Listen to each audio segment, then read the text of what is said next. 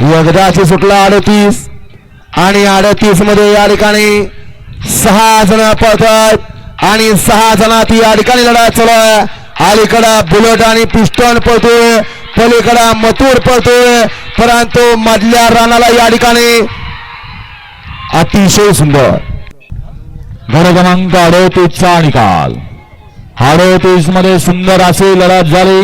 त्या लढतीचा निकाल आहे तास क्रमांक 2 वरून धावलेली गाडी कानिपनाथ प्रसन्न, ज्योतिर्लिंग प्रसन्न, ऋतू, रणदीप शेठ मडवी, दाफोली, सदाशिव पाटील बेनवडे, जयेश शेठ म्हात्रे मांगरूळ, चिम्या फॅन्स क्लब साखरवाडी यांचा सुलतान आणि आई गावदेवी प्रसन्न कुमार, रणवीर राहुलबाई पाटील अडोली कल्याण यांचा मधुर.